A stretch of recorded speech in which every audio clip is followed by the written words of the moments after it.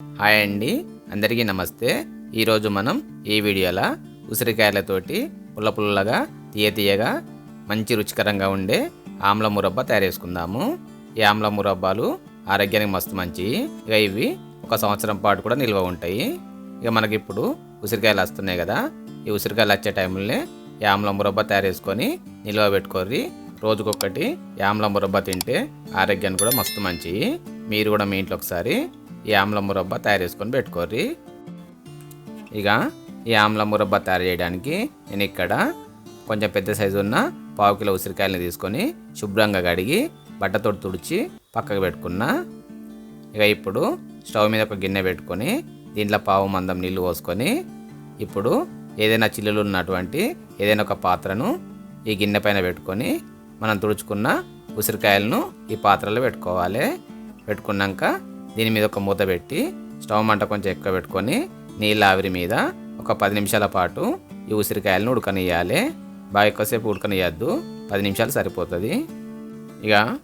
10 నిమిషాలు అయింది కదా, 10 నిమిషాలు అయినాక గిన్నె మీద మూత తీసి మనం ఉడికించుకున్న ఉసిరికాయలను తీసి పక్కకు పెట్టుకొని కొద్దిసేపు చల్లారనియాలి. ఉసిరికాయలు చల్లారినాక ఇప్పుడు ఈ ఉసిరికాయలను తీసుకొని వీడియోలో చూపిస్తున్నట్లు ఒక పండ్లున్న చెంచాతోటి అన్ని ఘాట్లు పెట్టుకోవాలి. ఇట్లా ఘాట్లు పెట్టుకోవడం వల్ల మన ఆమ్ల మురబ్బా అనేది షుగర్ సిరప్లో ఉడికి జ్యూసీగా మంచి రుచికరంగా ఉంటుంది. అందుకని ఇట్లా ఘాట్లు పెట్టుకోవాలి. అన్ని ఉసిరికాయలకు ఘాట్లు పెట్టుకున్నాక ఇప్పుడు స్టవ్ మీద ఒక గిన్నె పెట్టుకొని ఉసిరికాయలను ఈ గిన్నెలో వేసుకోవాలి. అట్లనే మనం తీసుకున్న 1/2 కిలో ఉసిరికాయలకు 1/2 కిలో చక్కెర వేసుకోవాలి. అట్లనే ఒక 4-5 చెంచాల నీళ్ళు వేసుకొని స్టవ్ మంట తక్కువ పెట్టుకొని ఈ చక్కెర అనేది మంచి కరిగేదాకా వేడి చేసుకోవాలి. మనకు చక్కెర కరిగి అలా కొద్దిసేపు ఈ ఉసిరికాయలు అనేది ఉడకాలి. అట్లా ఉడికేదాకా మళ్ళీ తక్కువ మంట మీదనే ఈ షుగర్ సిరప్ అనేది కొంచెం ఎరుపు రంగు వచ్చేదాకా ఉడకనియాలి. షుగర్ సిరప్ అనేది ఎరుపు రంగు రావడానికి కొంచెం టైం పడుతుంది, తొందరగానే రాదు. తొందరగా రంగు మారాలని చెప్పి స్టవ్ మంట ఎక్కువ పెట్టుకోకుర్రి. కొంచెం ఓపికతోటి నిమ్మలంగా నిదానంగా తక్కువ మంట మీదనే ఉడకనియాలి. ఉసిరికాయలు చక్కెర నీళ్ళలో ఉరుకుతున్నాయి కదా, ఇప్పుడు దీంట్లో 1/2 చెంచాడు యాలకుల పొడి వేసుకొని మళ్ళీ ఒకసారి అన్నిటిని కలుపుకోవాలి. కలుపుకున్నాక మళ్ళీ తక్కువ మంట మీదనే ఈ షుగర్ సిరప్ అనేది కొంచెం ఎరుపు రంగు వచ్చేదాకా ఉడకనియాలి. మనకు షుగర్ సిరప్ కొంచెం ఎరుపు రంగు వచ్చింది కదా, ఇప్పుడు దీంట్లో కొంచెం నిమ్మరసం పిండుకోవాలి. పిండుకొని అన్నిటిని ఒకసారి కలుపుకొని మళ్ళీ కొద్దిసేపు షుగర్ సిరప్ను ఉడకనియాలి. చక్కెర తినని వాళ్ళు ఉంటారు కదా, వాళ్ళు బెల్లంతో కూడా ఈ ఆమ్ల మురబ్బాను తయారు చేసుకోవచ్చు. షుగర్ సిరప్ ఉడికినాక ఒకసారి చూసుకోవాలి మనకు తీగ పానకం వచ్చిందో లేదా అని.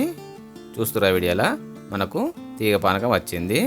అట్లనే షుగర్ సిరప్ కూడా బాగా పలస కాకుండా బాగా చిక్క కాకుండా మంచిగానే ఉన్నది. ఇప్పుడు ఈ గిన్నె మీద మూత పెట్టుకొని స్టవ్ బంద్ చేసి ఈ ఉసిరికాయలను ఒక రోజంతా షుగర్ సిరప్ని నాననియాలి. ఇట్లా పక్కకు పెట్టుకోవడం వల్ల మన ఉసిరికాయలు అనేటివి షుగర్ సిరప్ను మంచిగా పీల్చుకొని మంచి రుచికరంగా జ్యూసీగా తయారైపోతాయి. చూసిరు కదా, మనకు రోజంతా ఉసిరికాయలు నానినాయి. ఆమ్ల మురబ్బ ఎంత మంచిగా తయారైందో, మంచి జ్యూసీగా మెత్తగా మంచిగా ఉన్నాయి కదా. చూసిరు కదా, మనకు పిండుదా అంటే దానిలోకి వెళ్ళి షుగర్ సిరప్ అనేది ఎట్లా వస్తుందో అట్లా మన ఉసిరికాయలు అనేటివి షుగర్ సిరప్ను మంచిగా పీల్చుకోవాలి. మనకు మంచి రుచికరమైన ఆమ్ల మురబ్బా తయారైపోయింది. మనం తయారు చేసుకున్న ఆమ్ల మురబ్బాను ఏదైనా గాజు పాత్రలో కానీ ప్లాస్టిక్ పాత్రలో కానీ నిల్వ ఉంచుకోవాలి.